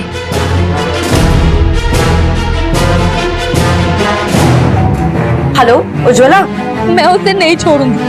मेरे पास उन दोनों का वीडियो है और मैं उसे अपलोड भी करूंगी। उसने मेरी जिंदगी बर्बाद की है ना, अब मैं भी उसकी जिंदगी बर्बाद करके ही रहूंगी। उज्ज्वला, तुम हो कहाँ अभी? देखो, मैं तुम्हारे पास आ रही हूँ, उसके बाद हम मिलके बात करते हैं। ओके, सब ठीक हो जाएगा। सिर्फ तुम मुझे इतना बता दो कि तुम कहाँ हो। मैंने उज्ज्वला को नहीं मारा सर, वो तो गलती से मारी गई। क्या मतलब? तुमने नहीं मारा उसको? नहीं सर। तो फिर किसी और से मरवाया? वो सर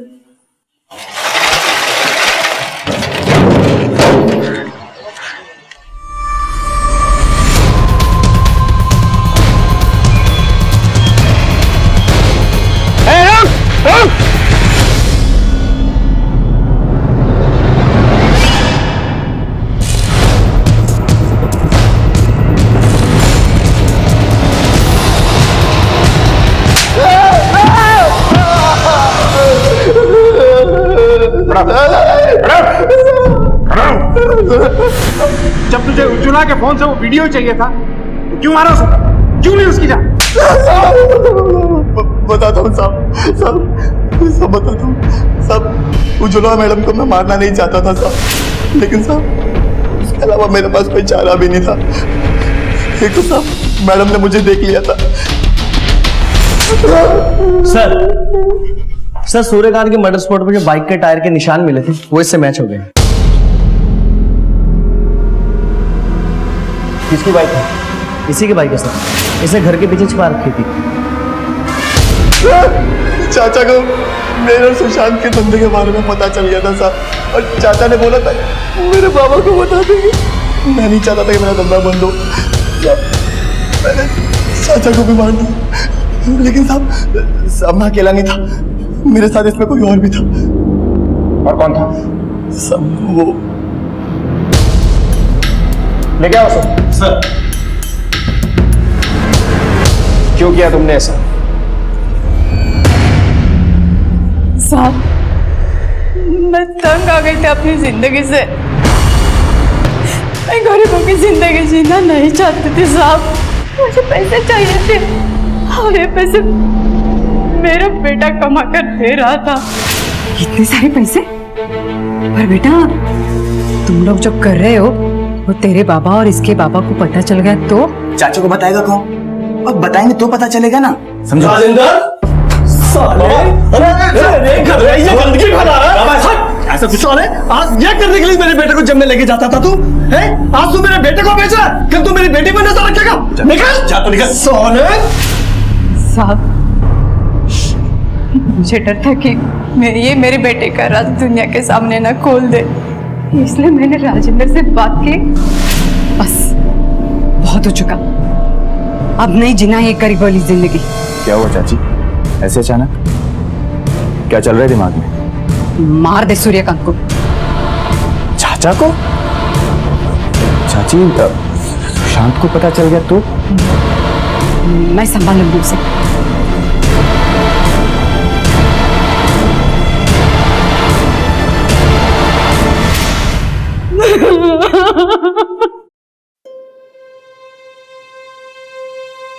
प्रभावती ने सूर्यकांत की मौत की साजिश रचकर न सिर्फ अपने परिवार को बिखेर दिया बल्कि कई जिंदगियों को तबाह कर दिया। उसकी लालची निगाहों ने बच्चों पर नजर रखने की बजाय उन्हें गलत रास्ते पर चलने के लिए उकसाया। आखिर में बुरे काम का बुरा नतीजा निकला। अमृता, ऋषि और राजेंद्र का पर्दाफाश हुआ, लेकिन 2 बेगुनाहों की जाने गई। इसीलिए कहते हैं कि शॉर्टकट जिंदगी में बहुत लुभाते हैं, लेकिन अक्सर ये शॉर्टकट हमसे हमारी पहचान छीन लेते हैं। इसलिए जिंदगी का लुत्फ उठाएं और अपने सपनों को पूरा करने के लिए मेहनत और लगन को आधार बनाएं। इसी विचार के साथ अब मैं अनूप सोनी आपसे विदा लेता हूं। फिर मुलाकात होगी अगले एपिसोड में एक और चौंका देने वाले केस के साथ। तब तक अपना और अपने परिवार का ख्याल रखें और देखते रहें क्राइम पेट्रोल डायल 100। सबक एक को सीख हम सबको। जय हिंद। इस तरह के और भी एपिसोड देखने के लिए हमारे चैनल को सब्सक्राइब करें और बेल आइकन दबाना ना भूलें।